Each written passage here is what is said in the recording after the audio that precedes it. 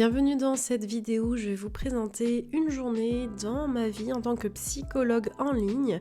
Je vais vous partager un aperçu évidemment de mon quotidien professionnel et je vais essayer de vous montrer ce qui rend ce métier aussi passionnant qu'enrichissant en vous présentant la manière dont je m'organise. Le matin avant les consultations, c'est un petit moment précieux où j'essaie de prendre le temps, ça soit pour lire comme ici aujourd'hui ou pour faire d'autres choses qui me font du bien ou manger tout simplement. Il est 8h49 et je m'installe sur mon bureau puisque j'aime bien prendre le temps avant les consultations de lire les dossiers. Il faut savoir que j'utilise une tablette et pour chaque patient j'ai donc un dossier et dans ce dossier je marque une page de présentation avec toutes les informations nécessaires, le nom, prénom, le mail, etc.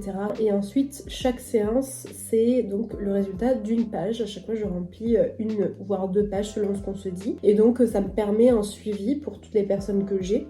Ça me permet de voir effectivement telle personne on a vu cet exercice par exemple la dernière fois, etc.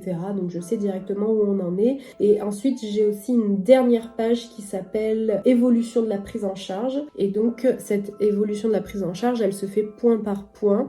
Par exemple si on fait un exercice de visualisation, je vais le noter pour éviter de le refaire la prochaine fois ou pour voir en fait tous les exercices qu'on a pu essayer et je marque un petit plus ou un petit moins si ça a plutôt bien fonctionné ou pas trop fonctionné, de sorte à ce qu'on puisse réutiliser les outils qui fonctionnent parce que c'est le but justement de pouvoir piocher les outils qui fonctionnent pour les personnes. Donc voilà comment je m'organise en général et donc les séances elles durent à peu près 45 minutes à 50 minutes, ce qui me laisse 10 voire 5 minutes des fois pour lire à chaque fois le dossier des patients suivants. Ce matin j'ai pris un peu de retard parce que d'habitude je me mets derrière l'ordinateur un petit peu plus tôt et parce que du coup je suis en train de lire comme je vous ai montré ce livre là que j'avais très envie de lire. Je ferai un retour sur Instagram comme je fais à chaque fois quoi qu'il en soit. Et donc je vais regarder mes mails vite fait et ensuite je relirai effectivement ce qu'on s'est dit avec cette patiente lors de notre première séance.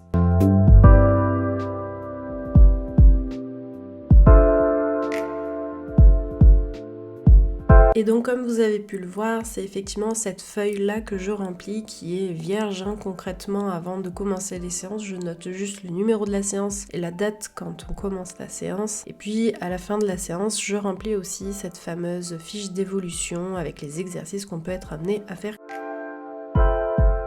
Entre les séances, j'ai entre 10 et 5 minutes, voire parfois pas trop de temps, mais quand je peux, je me permets de lire notamment. Là, je suis à fond sur ce livre pour voir un peu ce que ça donne, mais ça demande quand même assez d'énergie de lire et je le fais clairement pas à chaque fois entre les séances. Je fais des choses parfois beaucoup plus simples qui me demandent moins d'énergie et qui me permettent de me vider la tête. Ce matin-là, j'avais donc 3 personnes, donc c'est pour ça que vous me voyez remplir à chaque fois ce petit dossier. Évidemment, je vous montre pas le nom, le prénom, je ne filme pas pendant la séance. Néanmoins, ce que je peux vous dire, c'est qu'après les séances, j'ai été à même de faire des factures, puisque à chaque fois je produis des factures, et j'ai aussi profité pour répondre aux mails. J'essaie de le faire le plus souvent possible, en l'occurrence le matin et le soir, et parfois dans la journée ou entre les séances quand j'ai le temps. J'ai eu l'opportunité d'avoir une pause ce midi et c'est pas toujours le cas selon comment s'enchaîne la journée. Pour le coup, je n'ai pas d'agenda numérique direct où les patients peuvent prendre rendez-vous. C'est moi qui gère mon emploi du temps et j'essaie toujours de me prendre une pause à un moment donné parce que je me sens beaucoup plus productive après dans les séances de l'après-midi. En l'occurrence d'ailleurs sur cette journée, j'avais eu, il me semble, 2 ou 3 personnes l'après-midi et pas plus parce que j'ai avancé le soir sur un autre projet dont je vous parlerai.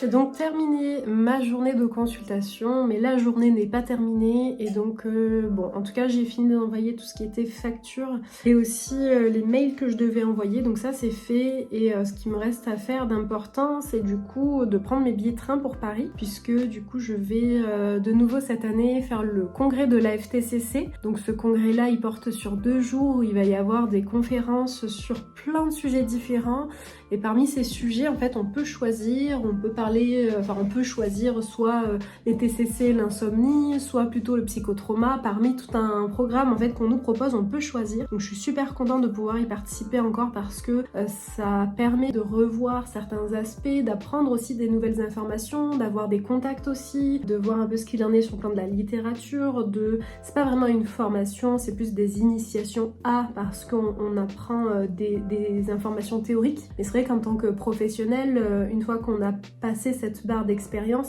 c'est je trouve beaucoup plus accessible du coup d'allier théorie et pratique.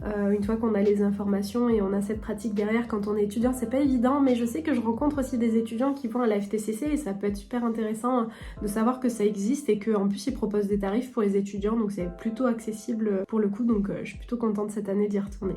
Alors j'aime bien dire une pièce égale une fonction. Pourquoi ? Parce que effectivement j'ai toute une pièce dans ma maison qui me permet de travailler en ligne, de faire mes consultations, mes supervisions et de travailler aussi, d'être assez performante au bureau. Mais il m'arrive de prendre l'ordinateur et de me déconnecter en allant travailler du coup dans d'autres pièces de ma maison aussi, ce qui me permet en fait d'allier disons réconfort et aussi travail.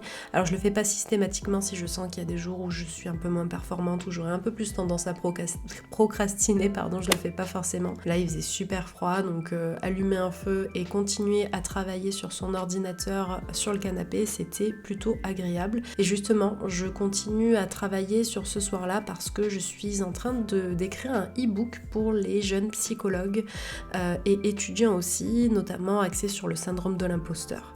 Donc voilà, c'est un projet qui me tient plutôt à cœur, c'est quelque chose qu'on parle souvent et le soir quand j'ai le temps, eh bien j'essaie de me déterminer des moments pour avancer là-dessus. Et je termine la journée en général en faisant un live TikTok quand je suis en forme. C'est pas tout le temps, tous les jours, mais je le fais assez souvent parce que c'est super intéressant d'avoir le retour aussi des personnes en live et il y a une interaction qui se fait plutôt bien sur TikTok. Et aux alentours de 20h à 21h, ma journée est donc terminée, en tout cas ma journée pro est terminée et place au temps perso que je néglige pas et qui est super important. Et voilà pour cet aperçu, sachez quand même que mes journées ne se ressemblent absolument pas, étant donné que j'ai plus ou moins de monde aussi à chaque fois et que j'avance plus ou moins sur certains projets et j'en commence à en accumuler pas mal.